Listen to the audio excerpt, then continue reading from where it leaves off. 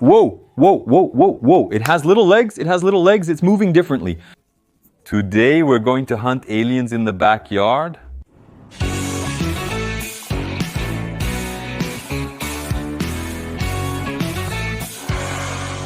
You know that science still hasn't found life outside of Earth. No trace of life, not even a bacterium, has been found outside Earth. But if I had to bet on a creature that could live out there just fine, that creature would be the tardigrade.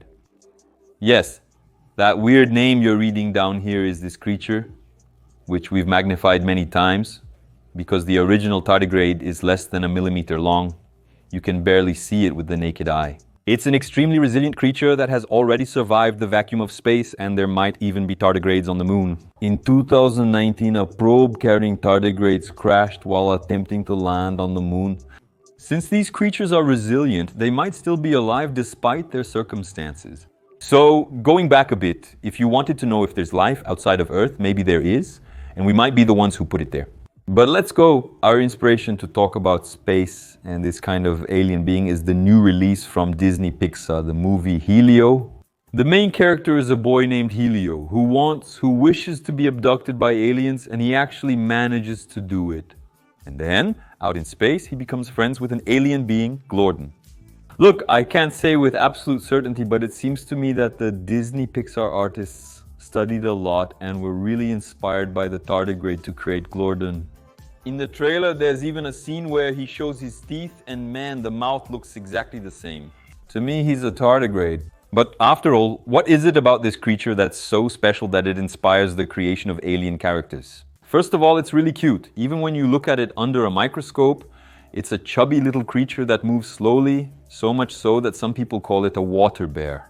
It can withstand extremely absurd temperatures, ranging from around minus 273 degrees Celsius, which is practically absolute zero, the total absence of heat, up to 150 degrees Celsius, which is hotter than the temperature at which water boils.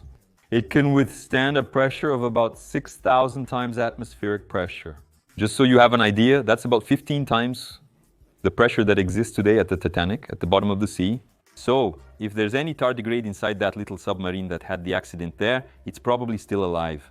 And on top of all that, it's a creature that can withstand 1,000 times more radiation than a human being. And what is this creature? Is it a micro mammal or a super insect? No, a tardigrade is not an insect. Insects are part of an even larger group called arthropods. That's the group that includes spiders, crabs, insects, millipedes, and then tardigrades are part of another group that's at the same biological level, right?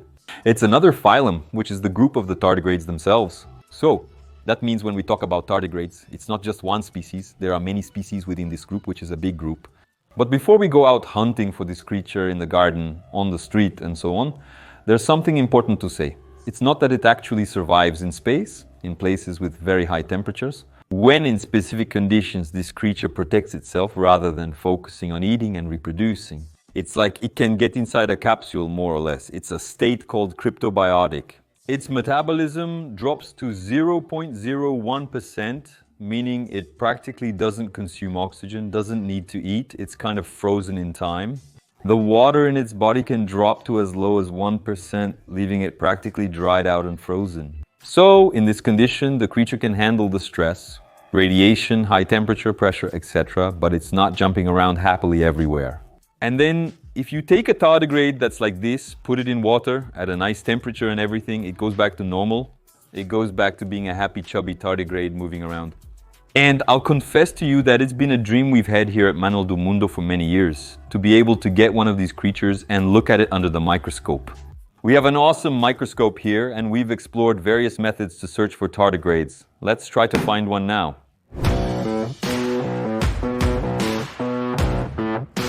The place where you usually find tardigrades is it's in the moss. It's in these little green plants that grow in these damp places. Look, I bet you will find a bunch of other weird little creatures walking around in this moss. And one really crazy thing is that while Helio from the movie was desperate to get off the planet, all he had to do was take a walk in the backyard and look under the microscope, and what he'd see here would look pretty alien. Stick around until the end and you'll see. In the movie, Helio, an 11-year-old boy, gets into trouble as he seeks to be abducted due to his loneliness and lack of friends. When he reaches space, they mistake him for an Earth leader despite his young age. The good thing is that he meets Gordon, who's this super kind and friendly alien, kind of like a tardigrade would probably be if we met one in microscopic life, and Gordon ends up helping him on this adventure. Look, I got moss from 5 different places here at the manual, and I suspect there are tardigrades here, but they might be in that kind of, what's it called again? Cryptobiotic. So I'm going to add a little water. I'm going to moisten this moss because the idea is to leave it here for a while, and if the tardigrade is all encapsulated, all dehydrated, it'll go back to normal and swim like a beautiful little water bear. And then we can see it nicely under the microscope, because if it's just lying still, I think it must be pretty hard to identify. I'm going to add just a little water, because otherwise there will be too much water and not enough tardigrade here. We're going to have to wait for the little guy to wake up, right? Today, only tomorrow.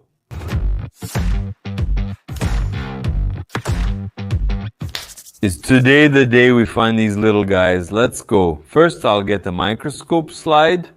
This little glass here, look. It will serve as a base for me to put my sample on, to put water on top. Then I'm going to take a Pasteur pipette, which is this plastic pipette here. It's really good for picking up tiny little drops and trying to catch the tardigrade right in the middle of the moss there. Take water that's really soaked into these little plants. It comes with a bunch of junk that I can already see here.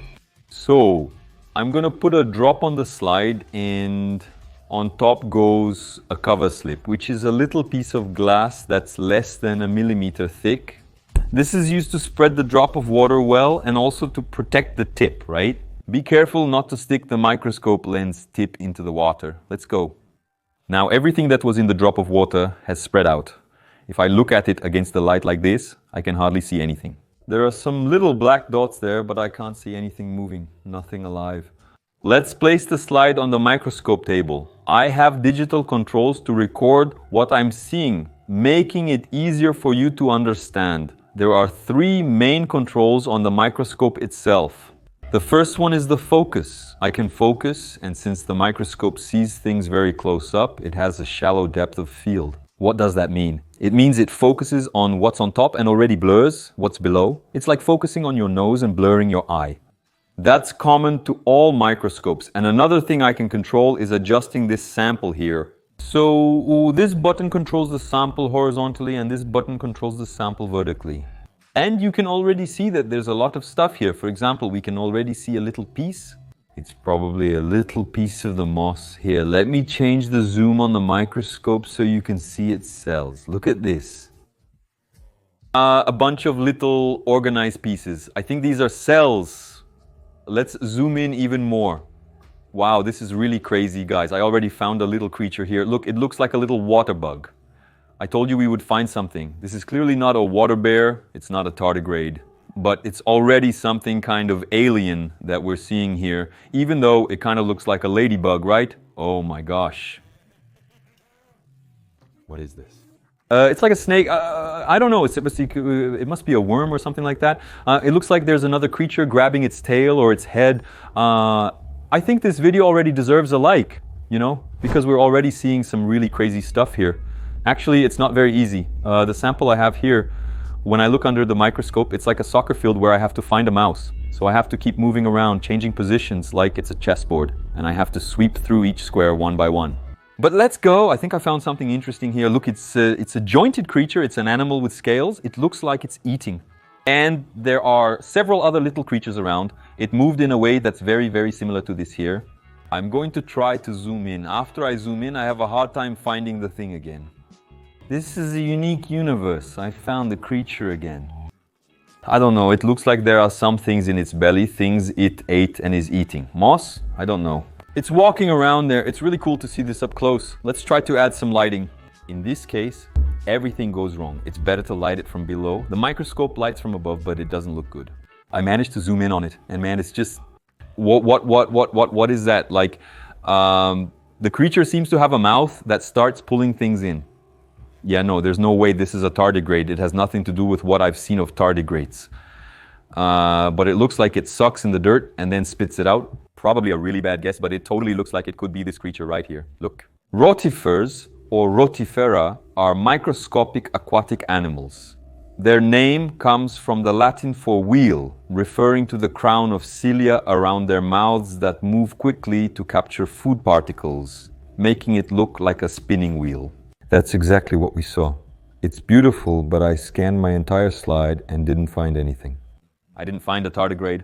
Let's check another one. There are several creatures moving around. It's crazy to think about how much life there is in a single drop of water like this. Let me record it here so you can see. It's a lot, and they move fast. But none of this looks like a tardigrade to me. They're round creatures, really fast. They don't have legs.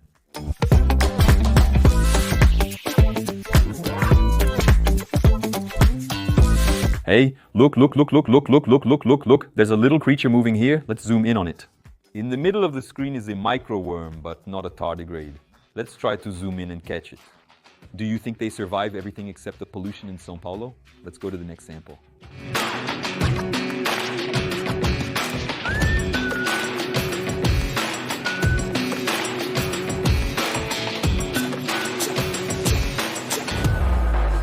Nothing. Last sample.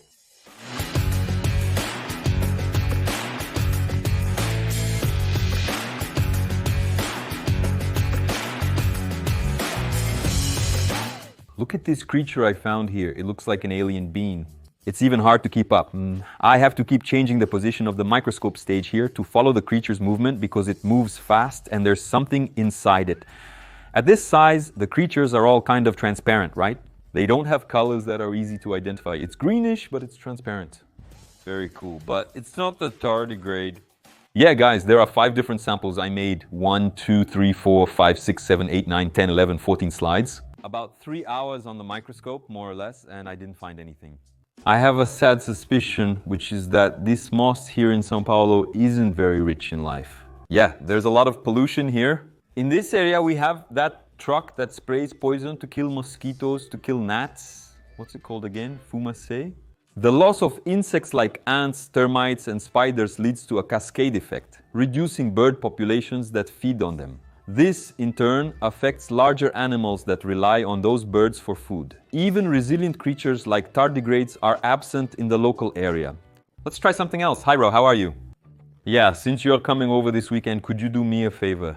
Pick up some moss that grows at the base of a tree, like in a really damp place. If you have any near a stream, that kind of thing, if you can get it from different places and bring it. I'm trying to find a very tiny microscopic creature called a tardigrade.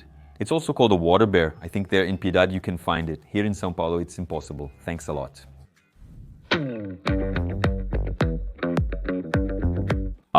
This is moss from the farm. Let's see if there's any difference in the life that's inside this thing.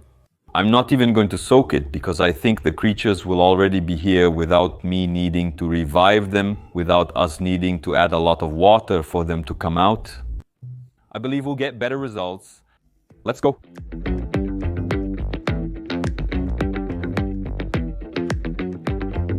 I found a rotifer here. This creature moves quickly and is more agitated than the one from São Paulo. It moves in a way that resembles an inchworm. Apologies for the imperfect image as I focus and chase the creature simultaneously.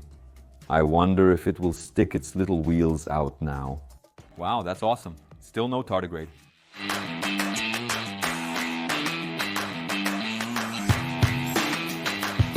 Whoa. It has little legs. It's moving differently. I think it's the tardigrade. I told you we were going to find this creature. Wait, I can't lose it now. I can't lose it. Let's try. I'll try to zoom in here. Whoa, that's crazy. It's the tardigrade. Look at its little mouth, its little legs. The cute little creature moving around all chubby. We did it! What a crazy image! It's the tardigrade. It's definitely the same creature that's here. Look, it has 8 legs. We can see its little mouth. It's all made up of different layers. It has claws at the tip of its legs. You can see everything perfectly. I'm not even at the maximum zoom here on the microscope. It's really transparent. It moves much less than the other creatures. It's kind of clumsy. Maybe it's stuck, right? Between the 2 glass slides, so it can't move very well. That's crazy.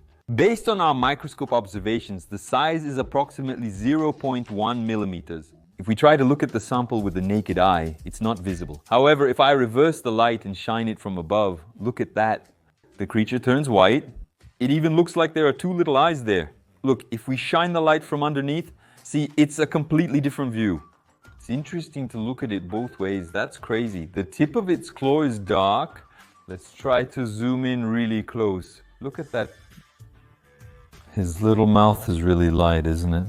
This little mouth we're seeing here, look, the mouth is really round and he keeps searching for things there with his really short legs. It's really hard to get this animal in focus. It's really hard. If this isn't worth a like, I don't know what is. It's a really cute little animal. It seems to be really nice, right? We don't know what its behavior would be like if we were a human the same size as it. It would probably want to bite me, but it's really cool to see under the microscope. Such an interesting, cute creature.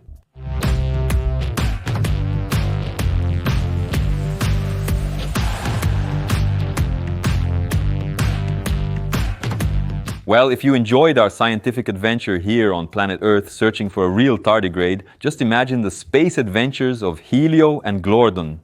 Take the whole family to the movies because this is the vacation film made by the same creators of Inside Out, and it premieres now on June 19th in theaters. Deal?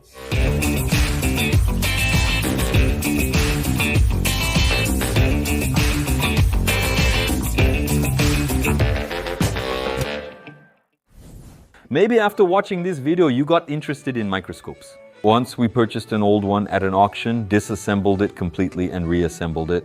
Click on this video and you'll learn a lot about this equipment.